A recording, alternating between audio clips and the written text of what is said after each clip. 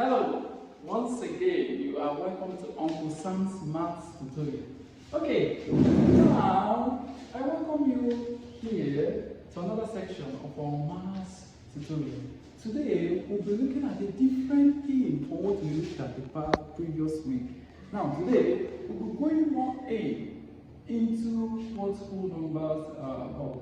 Because I told you last class that natural numbers are numbers that we use to count.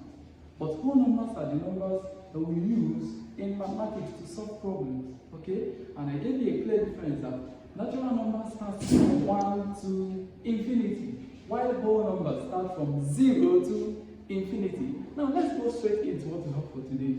Now today we have more exposition on whole numbers. Because if they are the numbers we use in math, there are also sub-numbers inside of whole numbers. And that is what we want to look at today. Now the first one there are groups inside of whole numbers. And the first group we are looking at today is even numbers. Okay, I know most of you have heard about even numbers and I know you probably know it. But let's just look at it from this point. Okay, even numbers, I said that these are numbers that can be split into two equal parts. Or we can say that they are numbers that can be divided by 2. So numbers that are divisible by 2, that don't leave a remainder, are all what? Even numbers. Now, look at the pattern. Let's see the pattern. I give examples. We have 0, 2, 4, 6, 8, 10, 12, and so on. And someone might ask, why 0? Well, if you split 0 by 2, it satisfies this definition of even numbers. Because even numbers, once a number is divisible by 2, it's an even number. And 0 is divisible by 2. If you divide 0 by 2, you get what? 0. Do you have any remainder? No, you don't. So 0 is also an even number. So you can even see it from this point, from this way. You are skip counting by 2. So you just have to skip count by 2. Just like if you have a number line like this is 1, 2, 3, 4, 5, 6. Then you have 0. Every number that starts from 0. So if you skip count by 2, this is 1, 2. This is the first one. You skip count by 2. You see that you are all having the same numbers that I wrote down here. So you are skip counting by 2.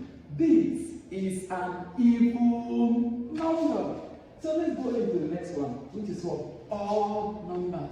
Now I like the word odd, you know? Once they say odd, this is odd, this is odd. Okay? So you know the feeling. So, but that's not what it actually means in math. It means a different thing. Odd numbers. It is what? The opposite of what? Even numbers. Opposite. Now, what did we say even numbers are? Numbers that are divisible by 2. Or numbers that can be split into two equal parts. So the opposite of that is odd numbers. They are what sort of number that cannot be split into halves. That is it. So you cannot split this number into halves. That means they will leave what? A fraction. So odd numbers, it is the opposite of even numbers. And what are even numbers? Even numbers are numbers that you can split into two equal parts. Okay? Let's say I have 4 oranges. 1, 2, 3, 4. And I split it into two equal parts. Yes, this is two equal parts. Okay? So how many parts? How many two equal parts do I have? 1 and 2. So that is what? 2. So what are we saying here? That odd numbers is the opposite. So if I have example 1, can I split 1 into two equal parts? No. I bet your answer was no too. Now, look at 3. Can I split 3 into two equal parts? No. This is 1 part of 2, but this is not up to. So same thing goes for all these numbers here. That's why they are odd in quotes. I hope you're following. Now let's go to the last number, which is prime numbers. These are numbers inside the whole number series that just have 2 factors, which are themselves and 1. Now let me explain it to you. Prime numbers just have 2 factors. And what are factors? A factor is what? Factors mean the distance of a certain number. A factor is a number that can divide another number without remainder.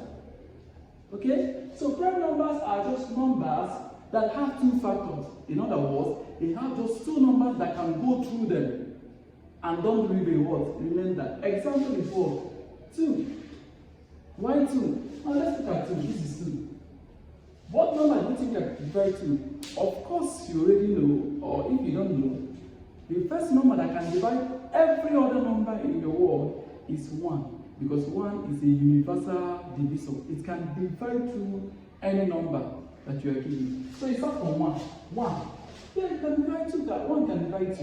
If you divide 1, use 1 and divide 2, you're going to have what? 2. So 1 is what? A divisor of what? 2. Now, what other number you think that can divide 2? If you are afraid to think, you can pause this video and think about it. But if you are done with that, now let's look at it. Let's see. Now, the only number that can divide 2 again is 2. That is it. And if 2 go into 2, you're going to have what? 1. So the factors of 2 here are just 1 and 2. And this is in line with the definition of what? A prime number. Because they just have two factors. 1 and themselves. And you can see that clearly written here. Now, okay, as we were saying while I was explaining prime numbers, okay? And I said that prime numbers are numbers inside of the whole number series that just have two factors. And I said that a factor is a number that can divide through another number without remainder. So if I can go through a number, I go through the number without any remainder. That means I am a factor of that number. I can divide through that number. Now, but here in prime numbers, a prime number is supposed to have two factors. That is what distinguishes it from what? An even number and what? An odd number. Because it has just two factors. Okay? It has just two factors, and the factors is 1 and itself. Okay? 1 and itself. Why? Why 1? Somebody might ask. 1 is a universal divisor. It can divide through every number, virtually every number in the world. 1 can divide it to give you back that number. Okay? So example, you have 2. What are the factors of 2? What number can divide through 2? And I told you, just like I said earlier, that the universal number that can divide through every other number is 1. So 1 is the number 1 factor of 2. Now what other number do you think I can go through 2? You can pause the video and think about it. Okay, I believe you thought about it. Now, what number do you think? Well, the only number I think that can divide 2 again is 2, which is itself. Now, if you do that for 3, 5, 7, 11, 13, 17, 19, etc., you still find out that what they all have just two factors, 1 and itself. I hope you are following through. Now, you can see that 1 only falls under what? Odd numbers. 1 is not an even number, and 1 is also not what? A prime number. Why? Because most of the students I've taught so far, they mistake 1 to be a prime number. But before you can become a prime number, you must meet a criteria. And what is that criteria you have to meet? Look at it. We have 1. You must have two factors. Let us find the factors of 1. Well, the only number you know that can divide through 1 is what? 1. So do you know if you any other number? If you know of any other number, please tell me in the comment section below, okay? I'll be waiting. So the only number that can divide through 1 is 1. So 1 is not a prime number because a prime number is still to have two factors. So 1 here has only factor, just one factor, and that is itself. So it does not qualify to be what? A prime number. Now, to go further, I know you've been seeing something like this. -5, -3, -2, -10, probably. And you might be wondering, what are these? Well, these are called what? Integers.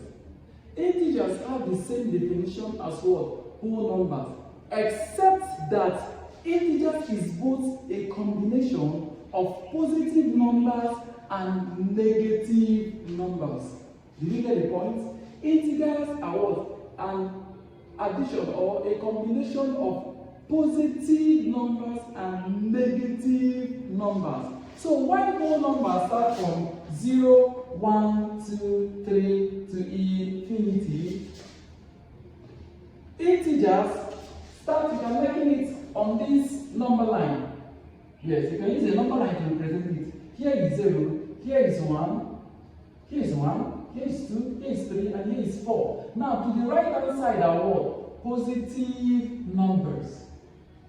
Why to the left hand side? So, because below 0 you have -1, -2, -3, -4, down to infinity. So, down to this left part, we have what? Negative number. So I believe you now know what a positive number is and what a negative number is. So they are just what? It's just a displacement of sign. This one has this sign, while this one has what? This other sign. Because in math, a number can only be positive or negative. Thank you for watching today's video, and I hope to see you soon again. Bye-bye.